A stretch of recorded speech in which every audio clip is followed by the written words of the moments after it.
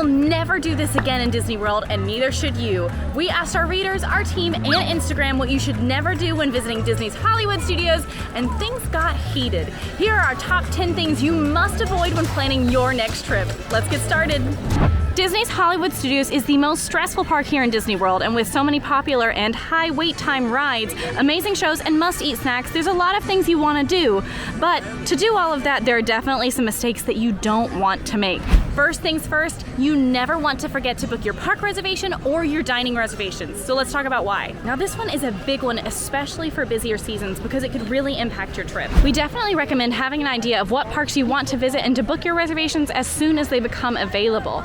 This includes dining reservations too, up to 60 days in advance. You do have the option to cancel your dining reservations up until 2 hours before your reserved time, and there are some pros and cons to that. So if you're somebody like me, that 2-hour dining reservation cancellation option is really, really nice, because you might not know exactly what you want to do on your park day, but you might find a reservation that you think you really potentially could want, and then you get to the end of the day and you realize, I just want to go home, or I'm not craving this, I don't really want it. So that 2 hours gives you a lot of freedom, and you're not going to get charged for not being able to cancel within the 24-hour period.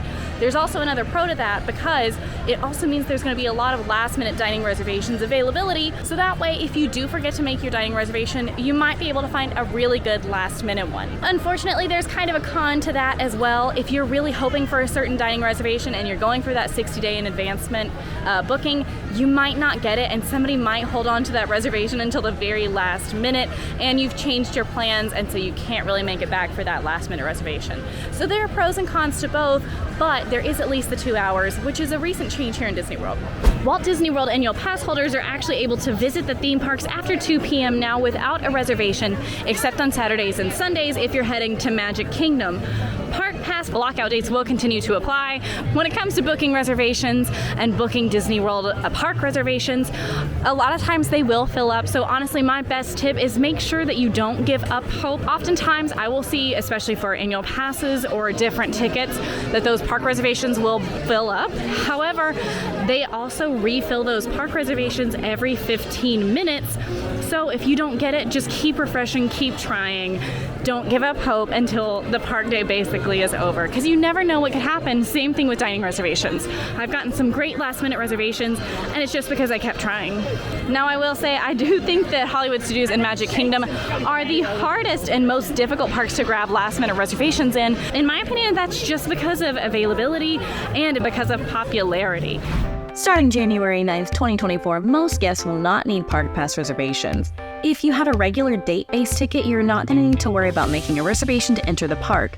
Sorry, pass holders, the 2 p.m. rule will still apply to you. Our second thing that you should never do here in Hollywood Studios is wait too long for coffee. And yeah, I do think that, but you guys tend to agree. So luckily I'm actually headed right towards a coffee spot, not on purpose, but there are several here in Hollywood Studios. There are actually 2 Joffrey's locations in this park, which is pretty rare. There is one over by Pixar Place, where you can meet the Incredibles and Edna Mode and Frozone, and then there's one that I'm walking towards right now at the exit for Tower of Terror. If you're not a Joffrey's person though, there is a Starbucks at the front of the park called the Trolley Car Cafe, and it still is just a Starbucks with maybe 1 or 2 specialty items. All of these coffee spots can have huge lines and take up a massive chunk of your day that you could miss out on when you're in Hollywood Studios. So if it were up to me, I would highly recommend maybe grabbing your coffee before you even head into the park, especially if you're staying at Disney World, staying on Disney property. There are coffee pots in the room. You could even, if you're not staying on property, you could swing by a Starbucks before. Just generally, I would avoid the coffee in the parks until significantly later in the day. Now I will say there is another spot to get coffee that I haven't mentioned yet, just because it's a single coffee option, not like a whole coffee array of options and a whole coffee spot, and that is going to be over at Saka's Kettle with the cold brew black calf, which is chef's kiss. But I'm gonna hang out at Joffrey's today. You know I had an excuse, so I had to do it. So this is my go-to order. I always get the shaken Jamaican with caramel and cream, and it's delectable. But if I'm at Starbucks, I'm gonna grab an iced coffee with cream and caramel because, you know, I have my favorites, and it's caramel. The coffee, of course, is about energy. It's about getting through the day, surviving sometimes, but also a cold iced coffee just helps you cool down. And honestly, y'all, I'm sweating. The next thing to never do in Hollywood studios is wait until the end of the night to try to ride Rise of the Resistance. So if you have not been on Rise of the Resistance, it is a ride over in Galaxy's Edge, the Star Wars land here in Hollywood studios, and it's not necessarily a ride as much as it is an experience. It takes you directly into the First Order. You get captured and you have to find your way out while keeping the Rebel base pretty much a secret. Rise of the Resistance is one of the most sought after attractions in Disney World thanks to the really high-tech Star Wars story and really immersive theming. It's also unfortunately one of the rides that breaks down the most. Typically we recommend waiting until the very last minute to ride the most popular rides in whatever park you're in, like Flight of Passage or even Seven Dwarfs Mine Train, but with Rise we really do not recommend this. Don't do it. Because Rise breaks down so often, you're going to run the risk of not getting to ride it if you do this, and you could go to ride Rise at the end of the night and end up not being able to. Instead, we highly recommend rope dropping or even buying the individual lightning lane for it. Rope drop strategy wise, if you're using Genie Plus here in Hollywood Studios, we highly recommend grabbing that first Genie Plus lightning lane for Slinky Dog Dash and then rope dropping Rise of the Resistance and heading straight in there. The pricing for Rise of the Resistance individual lightning lane can vary depending on the crowds here in Disney World or even how popular it is over the course of that time. It is easily the most popular ride here in Hollywood Studios outside of maybe Slinky Dog Dash, so it definitely can get up there, but if it depends on when you're here. Now the next thing you're not supposed to do in Hollywood Studios is show up to a show as it's starting. That's not the way to do it. So Hollywood Studios has some amazing shows and you're probably going to want to see at least one or two during your day. We recommend seeing these shows in the middle of the day when it's the hottest, but these shows do tend to fill up, especially in the middle of the day. We recommend arriving 15 to 30 minutes ahead of the show just to make sure that you get a good seat, and the earlier the better. Plus, you can always bring a drink if you need to. One of my favorite shows right here is Frozen Sing-Along Celebration. This one has lots of show times throughout the day, but they can definitely fill up. I will say the Frozen Sing-Along Celebration has two Arendelle historians, and they tell the history of Arendelle, but in particular Anna and Elsa's history, and they're so funny. They're absolutely the best part of the show. So they even have some parent jokes sometimes, so definitely go check that one out. It's my favorite. There's also an incredible show, Beauty and the Beast live on stage over by Tower of Terror, and you can eat and drink in that theater. So pro tip, see at least one if not both of these. Now the next thing you should never do in Hollywood Studios is wait in line for high demand attractions in the middle of the day. It's a no-go and it's a bad idea, so here's why you don't want to do it. Now the best time to ride the high in demand attractions are always going to be first thing in the morning or last thing in the evening. These high demand attractions will likely have insane wait times in the middle of the day because that's when the crowds tend to be heaviest. For example, Rise of the Resistance, Tower of Terror, Slinky Dog Dash, Rock and Roller Coaster, those times are going to get pretty high, and this is going to be the hottest part of the day, so we don't really recommend waiting outside. This is a great time to slow down, eat a snack, watch a show, head into something that has a lower wait time. For example, right now I'm headed into the Vacation Fun show. It was a 0-minute wait. I'm headed straight into AC, and I don't have to worry about waiting for a long line that I might be able to catch when it's shorter later. Also, if you haven't seen Vacation Fun, I absolutely love this one. It's a collection of the Mickey shorts put together, and it's just good and cozy and fun, but I can't film the show, so I'll talk to you when this is over. Now, I will say Vacation Fun is tons of fun, but at the end of Vacation Fun, you can actually find several photo ops of the locations that Mickey goes to, and my favorite being Potato Land. I even have a t-shirt. I think, honestly, avoiding those wait times in the middle of the day can save not only your energy and your time, but it can save your skin. I have gotten burnt so many times in the Slinky Dog Lightning Lane or just hanging out outside too long. So shows like Vacation Fun or even Muppet Vision 3D that have low wait times and they're inside and they have AC, I mean, that's just a win, you know? Next up for your never do's here in Disney Hollywood Studios, you never need to overlook the lovely details of Hollywood Studios. So it is really easy to get caught up in the rush of doing anything and everything you can here at Disney, but you might miss out on some of the best moments while you're experiencing bigger things. So why is that important? Stopping and smelling the roses in Disney is kind of like one of those things where, you know, you might miss out on those magical moments. There might be things that you remember for the rest of your life that you might have otherwise skipped if you didn't slow down. So this is one of my favorite, I don't know why, weird little things in Hollywood Studios that you might otherwise miss. It says, warning, do not pull the rope, but the knot is actually crossed out. So I'm gonna lean down. Lost it all. Don't pull the rope. You don't want to break. Oh. So I don't know if you could hear that, but there was a man who was like, don't pull the rope, stop, what are you doing? It's just silly, it's fun, and it's one of those little things that even your kiddos will enjoy. They'll get a kick out of that. It's one of those hidden Disney things that makes Disney such a standout among other theme parks and things. So just stop and smell the roses. That's one of the best things. Honestly, anytime I get to hang out in Hollywood Studios is a great one for me.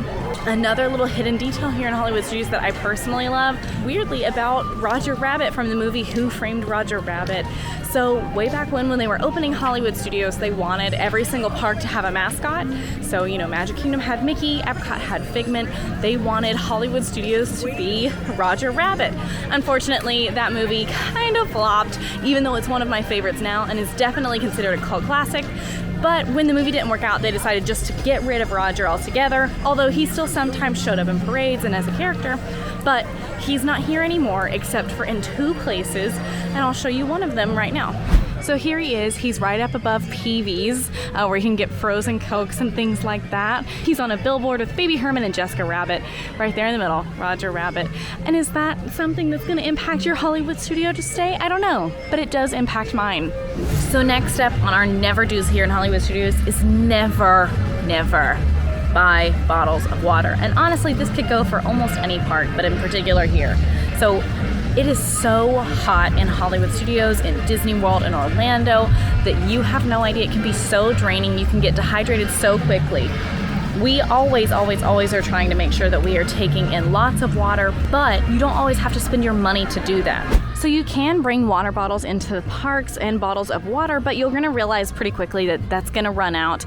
Normally our team goes through several bottles of water a day, or water bottles I should say, but you can save your money and not buy more Dasani or more Smart Water, which typically can run between $4 and $5. Instead, we kind of recommend going to a quick service location and getting a free cup of water, and you can even pour them into your empty water bottles so you can have water for later. For me, strangely enough, one of my preferred places to grab water here in Hollywood Studios, where it's really easy, is inside ABC Commissary. If you have your water bottle, you can just go straight to the fountains and fill your water bottle up, or sometimes they'll even have a cart out front of the restaurant giving out free cups of water. But truly, any of the quick services here are going to have a free cup of water for you. But just go ask a cast member. If you're not sure where the closest quick service is, just ask somebody and they're always going to help you.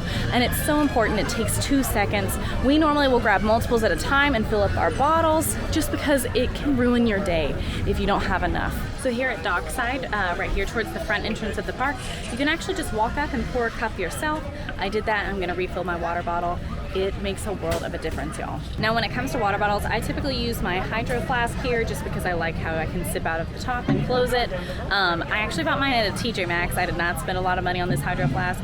I also love to use my Loki Corksicle water bottle. I really like those 2 brands just because it keeps them super cold. I know that there are other brands. Our team has very particular water bottle tastes. We've actually written an entire post about just the water bottles our team uses over on the website if you want to check out the AllEars.net blog. But yeah, it's ice cold. It keeps ice cold for hours. I also use a Stanley, but it leaks more, so I don't use it in the parks. So our next never must do is kind of working in conjunction with our lovely water bottles. And this one is never forget to take a break here in Hollywood Studios. So although Hollywood Studios is significantly smaller than the other parks, a lot of the queues are outside and you're stuck in the sun for quite a while. So while you might not be walking as much here in Hollywood Studios, you will get hot and tired. So we really make sure, again, that you're drinking that water, but you're also taking breaks as you need them. It can be a show, it can be an attraction, anything Beauty and the Beast live on stage, Muppets. It could even be lunch and the air conditioning, which could make a huge difference. Probably consider skipping the most popular quick services like Woody's for something, you know, like you might need some AC. So consider skipping Woody's because it's all outdoors, but something like ABC Commissary is going to be a great place just to get out of the heat. We also recommend some table service restaurants. Having a midday lunch can be really nice. It can save you from the heat and it can just be a really good experience. Now I will say, when it comes to air conditioning in Hollywood Studios, no attraction is doing it like Walt Disney Presents or Star Wars Launch Bay. Those 2 places have the coldest air conditioning. It's so incredible. They're just walk-through exhibits, but if you just need to get out of the heat and you just need to like decompress somewhere, those are 2 great options. Another thing that you should never do here in Hollywood Studios is wait until the end of the night to buy all of your merchandise. So on the surface, this kind of, makes logical sense. Don't waste your park time kind of spending time in the stores. You can always do that on your way out, and hey, you don't want to carry your stuff, but there's going to be a problem with that. The main issue is loads of other people have the exact same idea as you, so the park's biggest stores are going to be packed with tired tourists at the end of the night. Also, some merch is not available at the front of the park, so if you're exiting Fantasmic, you might have trouble getting merchandise from Galaxy's Edge. So if you're not looking to really carry your merchandise all day long, you can actually rent lockers here in Disney World, especially here in Hollywood Studios, but sometimes you might just have to carry them. In the past, you were able to buy your merchandise and then you could send it to the front of the park and pick it up at the end of the night, or you could even have it sent over to your resort, but unfortunately that has not come back since COVID. I will also say, unfortunately, I have been burned by the, I'll just come back for it later, and then I go back and it's sold out. So if you or your kiddo really, really want something, you might need to buy it while you're there, because there's always, unfortunately, that chance that it sells out before you can make it back. Now, I will say, sometimes, back when I was a merchandise cast member, if people would ask us, hey, is there anywhere else in Disney World I can find this? Occasionally we would be able to help them figure that out. So if it was in Disney Springs or in a different store, we could kind of point them in the right direction. That is not always the case now, but it never hurts to ask a cast member politely and kindly if they can help you find it in a different location in case you don't want to buy it that day. But you're of course still going to run the risk of it selling out or if it just not being available there. Now, for our 10 things that we've chatted about, we've gone through 9 of them, and of course we all think that you should never do that in Hollywood Studios, but my personal number one thing that you should never do in Hollywood Studios, never ever, never, never, never, never, never, never, never show up late for Fantasmic. You'll regret it. Fantasmic is the most popular theater show here in Disney's Hollywood Studios and maybe even Disney World. And I'm saying that with happily ever after back. It can and it will fill up, so show up probably 30 minutes early, or if you want a really good seat, earlier than that. I was here just the other night and they made a big announcement about how Fantasmic was full. Grabbing really good seats at a busy time of year may mean even showing up an hour early or considering doing a Fantasmic dining package. You need to be prepared to wait in line and be in a slow exit of crowds afterwards. That's unavoidable. I'm sorry, it's just gonna happen to you. If there are 2 Fantasmic shows in one night, the later one will be less crowded and you will miss less park time, but that's not always the case anymore. Now, one thing that we do recommend that can kind of help ease the burden of waiting is maybe grabbing a snack or a drink. There are snack stands and drink stands inside the Fantasmic Theater, but if you aren't sure what you'd like, you can always grab one and take it in with you. If you skip Fantasmic, which I don't really recommend, but if you do it, you're likely going to find shorter waits at the end of the day during the show, and you can even see the projection show on the Chinese Theater, which has a much lower crowd and is honestly pretty cute. So I truly hope you guys never do any of the things we chatted about today, but if you like this video, go ahead and like and subscribe. Now go check out all of the places you've never been to in Disney World up on the channel now.